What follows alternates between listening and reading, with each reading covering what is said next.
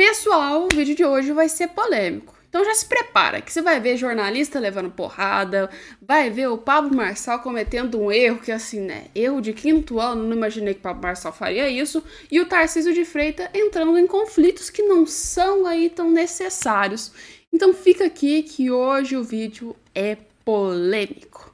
Antes, é 3 horas da tarde, gente. Cadê o cafezinho? Põe aí que vocês estão tomando de café da tarde.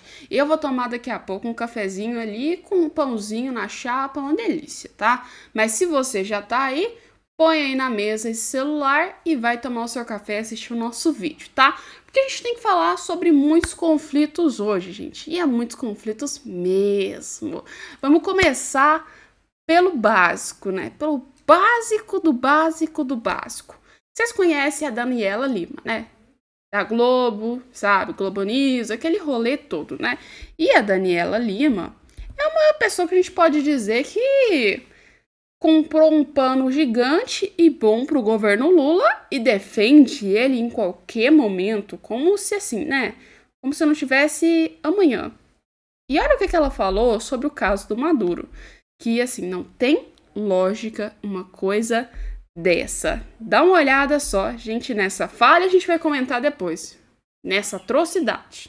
O Lula cobra as atas, elas não vieram, e aí, bom, tá nessa situação agora onde a coisa escalou. Eu vou tentar trazer para vocês o que diz a diplomacia do governo bem rapidamente, né?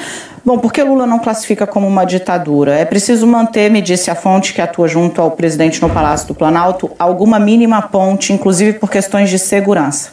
Para vocês entenderem, né, essa foi dita por uma outra pessoa muito próxima a Lula, era muito mais fácil fazer um discurso para as redes sociais, xingar o Maduro e depois pedir para o Brasil segurar, cuidar da embaixada, como fez o Milei.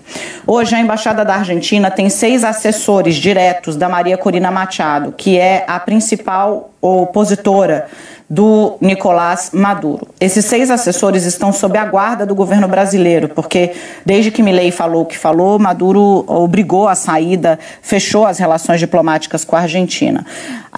O presidente argentino pediu para Lula que cuidasse da embaixada e é isso que o Brasil está fazendo. Assim como a nossa embaixadora, a embaixadora do Brasil na Venezuela, também não foi ao Senado Federal falar, porque sabia-se que se ela dissesse alguma coisa que incomodasse o regime, teria problemas de segurança. A grande questão é que o governo brasileiro está dizendo, riscou no chão a fala da publicação das atas, né? E espera manter a coisa no trilho da política, como eu disse aqui ontem, falando de eleição, enfim, para que não haja o que o Celso Amorim citou na entrevista que deu ao Estúdio I, que é o temor maior dele, uma guerra civil na Venezuela. Hoje eu estava falando com uma fonte, eu já vou segurar aqui também para poder seguir com a apuração, que é, ele disse, olha, pode falar o que for, mas se o Planalto xinga ou rompe ligações com o Maduro, a gente não deixa de ter não sei quantos mil quilômetros de fronteira com a Venezuela, né? Isso vai continuar lá. E essas pessoas já são 500 mil venezuelanos aqui. Então, tenta se equilibrar aí numa tarefa que está realmente muito difícil. Pois, vamos lá, né? Galera, não precisa nem de ata, meu amigo, para provar que o Nicolás Maduro é um ditador, né? Pra você ter noção, a própria embaixadora do Brasil tá com medo de ir lá falar na Venezuela, desagradar o governo Lula e ter problema pro lado dela, né? No governo do Maduro e ter problema pro lado dela.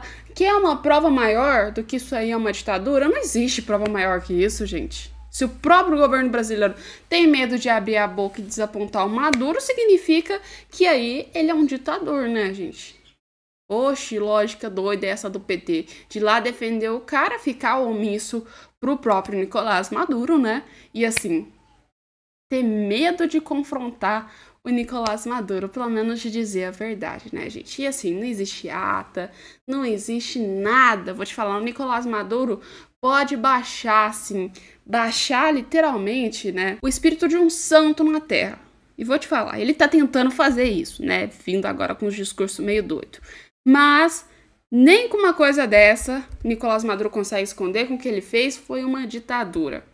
E assim, gente, o governo não tem como falar nada, porque, sei lá, de fontes, as fontes precisam ser veríficas. Gente, pelo amor de Deus, né, a gente sabe disso. E isso daí não é uma democracia. Isso é uma ditadura nítida, né? E a gente, como é que pode a Globo ainda defender o Lula? É engraçado que a Globo, assim, ela bate, defende, e tá nesse lero-lero toda santa hora. Outra coisa que tá num lero-lero também é o Tarcísio de Freitas com o Bolsonaro e com o Ricardo Nunes, mas agora acabou, galera, acabou, porque o Tarcísio já deu sua opinião, já tomou o lado que ele tá, que no caso aí é o lado do Ricardo Nunes, ou seja, Pablo Marçal, adeus, porque parece que a direita não tá do seu lado. Que pena, porque você, na minha visão, é um dos melhores candidatos que teria a opção de ganhar para a Prefeitura de São Paulo. Ó, o Tarcísio de Freitas, ele disse o seguinte, perguntar pra ele, cara, e o apoio do Bolsonaro, tu vai fazer o quê? Tá apoiando o Ricardo Nunes? Não tá? O que é que você vai fazer? O Tarcísio de Freitas deu uma resposta simples, tranquila, bem rápida, falando, gente, estamos aqui do lado do Ricardo Nunes e do Bolsonaro. E principalmente, já teve aí trabalhos com o Ricardo Nunes e ele fala sobre isso. O Bolsonaro ele elogiou o Pablo Marçal, ele disse também que não seria o candidato ideal para ele o Ricardo Nunes a São Paulo e já sinalizou uma falta de apoio talvez nas eleições. O que o senhor tem a dizer? Não tem nada disso. Bolsonaro está com o Nunes é o candidato ideal. Acho que uma das pessoas mais avalizadas para afirmar isso sou eu, que tenho trabalhado com ele nesse período. A gente está fazendo junto a obra de prevenção contra enchente, a gente está fazendo junto a habitação, a gente está fazendo junto saúde, a gente está fazendo junto a recuperação do centro. Então o Nunes tem sido um cara, primeiro, de grande coração, muito humilde, tem uma humildade muito grande. É difícil encontrar uma pessoa que chegou onde ele chegou com a humildade que ele tem sido um companheiro de primeira hora do governo do estado e é uma parceria que tem dado certo e que eu torço para que continue. Então eu vou trabalhar muito pelo Nunes. Governador, o Bolsonaro... Vocês viram que aconteceu a treta com o Ricardo Nunes e com o Bolsonaro, né? Ou seja, Ricardo Nunes foi lá apoiar a Joyce. E aí, ó, Bolsonaro falou, colega, amigo, não faz isso não, né, querido? Ó, o que a Joyce fez com os meus parentes aqui, no caso, com os filhos do Bolsonaro. O que ela fez com a minha família? Tu vai apoiar essa pessoa? Pois é, virou mais ou menos isso. E aí teve uma desavença enorme entre o Ricardo Nunes e entre o Bolsonaro. Que é óbvio que isso ia acontecer, né? Apoiar a Joyce é a mesma coisa de falar, tô querendo romper alianças com o próprio Bolsonaro. É tanto que assim, se você tá tendo o apoio de um cara, eu acho que o certo que o Ricardo Nunes tinha que fazer é, legal, tô com ele, legal, beleza. A Joyce eu apoio em outra situação, sei lá, porque já tiveram conflitos os dois. É a mesma coisa de você ter dois amigos. Você tem um amigo que ele não gosta de uma pessoa, você vai lá e fica amiga daquela pessoa, não vai rolar, não ia dar certo, né? E acabou que no meio disso tudo, meio que assim, né? Rolou a briga entre o próprio Ricardo Nunes, o Bolsonaro virou pra Marçal e falou, oi, tudo bem? E aí? Eu acho que ainda dá tempo de eu te apoiar. Foi mais ou menos isso. E agora a gente tá na dúvida se o Bolsonaro vai fazer isso aqui, ó, vai virar a chave, vai pro lado do Pablo Marçal, ou se ele vai continuar com o Ricardo Nunes. É a grande questão que a gente precisa saber agora, né? Mas ainda não foi divulgado nada. Acredito que talvez o Ricardo Nunes continue junto com o Bolsonaro, né? Mas falamos de Pablo Marçal. Pablo Marçal cometeu, assim, um erro tremendo, Pablo Marçal. Não esperava isso. Você detonou nos debates, cometeu um erro tão simples. Pois é. Pablo Marçal, ele errou o mapa da cidade de São Paulo em logo de campanha. Pois é. Na logo de campanha, o Pablo Marçal pôs uma reprodução do mapa de São Paulo como se fosse cedilha de C cedilha de Marçal. Tudo muito bem, tudo muito bom, mas não tivesse ele pego o mapa, no caso, o mapa, no caso da cidade aí de São Paulo e, na verdade, do estado. Segundo o Metrópolis, ele citou ainda o fato de que Pablo Marçal é goiano, ou seja, eleger pessoas de fora do estado não foi um problema para os paulistas, que escolheram o carioca Tarcísio de Freitas, recém-mudado para São Paulo em 2022, a ver os paulistanos. Ou seja, Pablo Marçal errou, pegou um mapa errado e aí é esse rolê que aconteceu, né? Então, um erro pequeno, mas assim, não precisava ter feito tanto alarme em cima desse erro e fizeram, né? Ou seja, é época de eleição, galera. Qualquer oportunidade que eles têm de fazer alarme, vai ter alarme. É uma coisa assim, parece que chama uma outra, né, gente? O que acabou de acontecer também é uma humilde coisa dentro da Venezuela. A Venezuela acabou agora de contar contar, ou seja, a Venezuela não, os jornalistas contaram que a Venezuela aumentou a repressão contra a imprensa. Eita, pois é, né? Mais um pontinho para o ditador Nicolás Maduro. Para quem não estava achando que é uma ditadura, aí, exemplo número 2.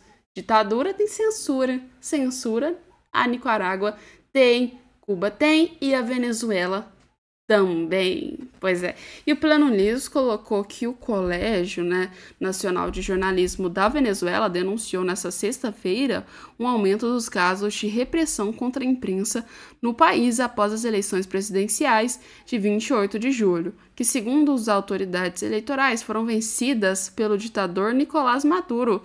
Em resumo, é rejeitado pela oposição e a parte da comunidade internacional, ou seja, só o Maduro que aceita essa eleição. Tirando ele, ninguém aceita mais isso, porque todo mundo sabe que é uma palhaçada. Pois é.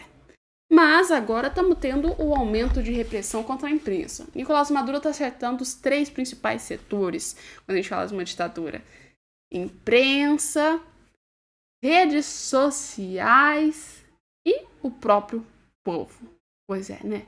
Nicolás Maduro tá atacando com tudo, isso só mostra cada vez mais que é uma ditadura. Não tem como esconder isso e não tem como você pegar e falar que não é uma ditadura, porque realmente é uma coisa terrível, sanguinária que aconteceu e que o Nicolás Maduro tá fazendo.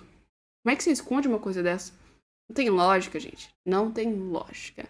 Mas é isso, vamos ficando por hoje nesse vídeo. Aliás, aquilo ali é o meu cachorro, tá, gente? Se esse cara nadou, tá pensando o que é aquilo ali, coisa estranha, aquilo lá, isso aqui é um humilde dog que às vezes ele fica dormindo aí e eu falei, deixa dormir aí.